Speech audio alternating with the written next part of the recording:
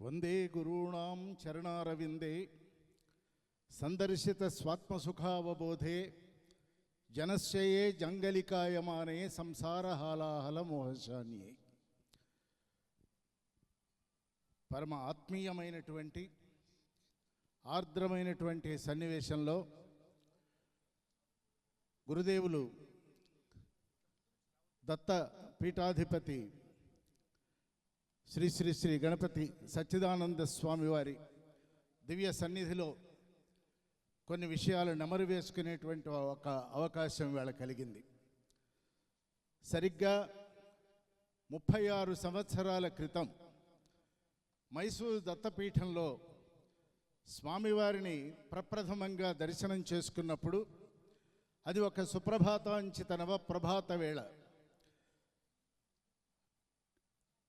ఎన్నడూ కవిత్వం చెప్పని నా హృదయంలో నుంచి ఆవేశంగా కాకుండా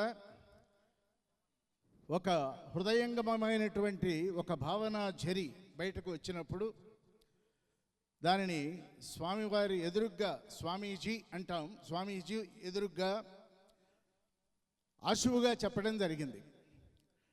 గణపతి నామాభిరామ సచ్చిదానంద గురుమూర్తితోచే సుప్రసన్నతా స్ఫూర్తి దివ్యదీప్తి విమలోదాత్త శాంతచిత్తుడు దాత్తరూపి మౌనము భాషయై చూపులు బోధయై ఈ జన్మకు కైవసమై ఈశ్వరో గురురాత్మేతి అని తోచన తరీ కైవల్యసిరి అని అనుకున్నప్పుడు ఆ రోజున దత్తపీఠంలో రాధాకృష్ణని ఇచ్చి స్వామివారు నన్ను కారులో మేకదాటుకు పంపించారు. సాయంకాలంలోగా మళ్ళీ తిరిగి రండి, అక్కడ ఏమవుతున్నదో చూసి రండి అన్నారు. మేకదాటు అంటే స్వామీజీ జన్మస్థలం. సాయంకాలం 4 గంటలకి నేను దత్తపీఠానికి చేరుకున్నప్పుడు స్వామివారు మైసూరులోనే ఒక సభకు వెళ్ళాలి. అప్పటికి నేను కూడా అక్కడికే వచ్చాను. స్వామీజీ ఆగిపోయారు. ఆగిపోయి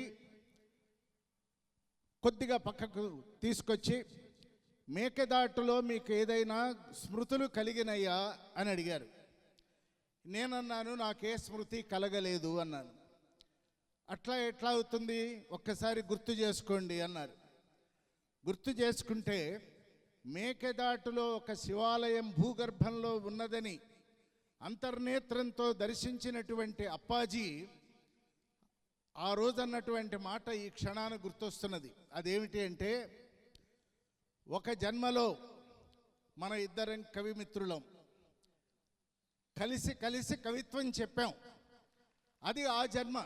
అంటే గతించిన జన్మ, నడుస్తున్న జన్మ, ఆగత జన్మ మూడింటిని కూడా కాలాద్య అవిచ్ఛిన్నమైనటువంటి కరుణాస్ఫోరకమైనటువంటి ఒక భావనతో అప్పాజీ ఆనాడు ఆశీర్వచనం చేశారు. అలాగే దత్తపీఠంలో స్వామివారు ఔదుంబర వృక్షం దగ్గరకు వెంబడి పెట్టుకొని తీసుకెళ్ళి అక్కడ ఒక గోవును చూపించి దాన్ని మాకు దానం ఇచ్చేసేయండి అన్నారు. గోదానం ఇవ్వాలంటే స్వామివారి గోవుని స్వామివారికే ఇవ్వటం కాదు కదా, దాని ప్రత్యేకమైనటువంటి విశేషం ఉండాలి కదా. దానికి నేను సంసిద్ధంగా వెళ్ళలేదు ఆ రోజున. కానీ స్వామివారు డబ్బుతో మాకు పని లేదు, ఆ గోవును మాకు దానం ఇవ్వండి ఇప్పుడు అని స్వామివారు ఆశీర్వదించారు. అది అయిపోయిన తర్వాత ఇక నేను బెంగళూరు వెళ్ళాలి. కానీ స్వామివారు లోపల నుంచి ఒక కబురు పెట్టారు, ఇప్పుడే వెళ్ళొద్దు అని. నేను ఫ్లైట్ పట్టుకోవాలి, అప్పాజీ వెళ్ళొద్దు అంటున్నారు, ఏం చేయాలి? కానీ గురువాక్యమే అనుల్లంఘనీయమైనటువంటి వాక్యం కాబట్టి వెళ్ళిపోతే ఇంకో ఫ్లైట్లో వెళతాం, కానీ గురుమాట వినాలి అనేటువంటిది అనుకున్నప్పుడు బాలాజీని పంపించారు. పరిగెత్తుకొని వచ్చి వెళ్ళొద్దంటున్నారన్నారు. కేవలం 10 నిమిషాల సమయంలో అదే బాలాజీ వచ్చి మీరు బయలుదేరమని స్వామివారు అప్పాజీ ఆజ్ఞ ఇచ్చారన్నారు. వెళుతూ ఉండగా కారు ఒక చోట పంక్చర్ అయింది, రైట్ సైడ్ ఆగిపోయింది. ఫ్లైట్ అందుకునే అవకాశం లేదనుకున్నాం. కానీ ఒక ఆటో రావటం, ఆ ఆటో ద్వారా అది వెళ్ళబోయే సమయంలో దాని వెనక మరొక కారు రావటం, ఆ కారు నన్ను తీసుకొని వెళ్ళటం, ఆ బోర్డింగ్ కార్డు పట్టుకోవటం అంతా అయితే దాని వెనక రాశాను. ఏం రాశానంటే, కాలమాగే కాలుడాగే, యాగమాగే యోగమాయే, చిత్రమాయే తాను నాకు చిత్రవర్ణ ఛత్రమాయే అని రాసుకున్నాను. అంటే వర్ణాంచితమైనటువంటి ఒక గొడుగుగా గురువు ఉంటాడని, అనేకమైనటువంటి విషయాలన్నీ కూడా ఇప్పుడు స్వామీజీతో నేను ముచ్చటించినప్పుడు వారు అన్నారు, ఇది అందరికీ తెలియాలి చెప్పండి అన్నారు. వారి అనుజ్ఞతో ఈ విషయాలు చెప్తున్నాను. వారి అనుజ్ఞ లేనిది ఇవి చెప్పకూడదు. అలాగే 3 రోజులు అప్పాజీ దగ్గర ఉన్నప్పుడు అనేకమైనటువంటి అమృత భావాలు కవితాత్మకంగానే, కవినిగాను పండితుణ్ణి కాదు, కానీ నిర్వాణ నిక్వాణము అనేటువంటి 36 కృతులు రాయటం జరిగింది. స్వామీజీ దాన్ని కర్నూలులో, హైదరాబాదులో దానిని ఆశీర్వదించారు. అది కూడా అతి త్వరలో ప్రచురణ చేసి స్వామీజీకి, అంటే మన అప్పాజీకి సమర్పించుకోవాలనేటువంటి ఒక భావన మనస్సు నిండా పారాడుతూ ఉన్నది. అది జరిగేట్లుగా, ఎందుకంటే ఇది 36 ఏళ్ళు అయిపోయింది. ఈలోగా నేను 40 గ్రంథాలు రాశాను, కానీ ఇది మాత్రం అక్కడే ఆగిపోయింది.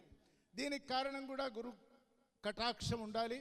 వారు దానికి కాలబద్ధమైనటువంటి ప్రణాళిక జరుగుతుంది. కాబట్టి ఈవేళ ఈ గురువందన కార్యక్రమం అంటే పురాస్మృతులని మరొక్కసారి తలుచుకుంటూ, స్వామివారు, స్వామీజీ ఆదేశించిన ప్రకారం, అనుగ్రహించిన ప్రకారం ఈవేళ ఇక్కడికి రాగలగటం, ఉండగలగటం, మళ్ళీ మరొక్కసారి పునః లోపల ఉన్నటువంటి భావస్థిరాణి జననాంతర సౌహృదాని, అనేక జన్మల భావాలన్నీ కూడా ఈవేళ మనస్సు నిండా పారాడుతుండగా అప్పాజీ దివ్య శ్రీచరణారవిందాలకు మరొక్కసారి ప్రణమిల్లుతూ వందే గురువునాం చరణారవిందే.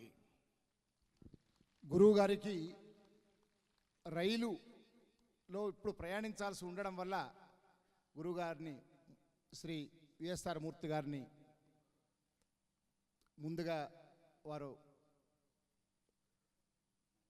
భాషణం చేసి వెళ్తారన్నారు. వారికి ధన్యవాదాలు.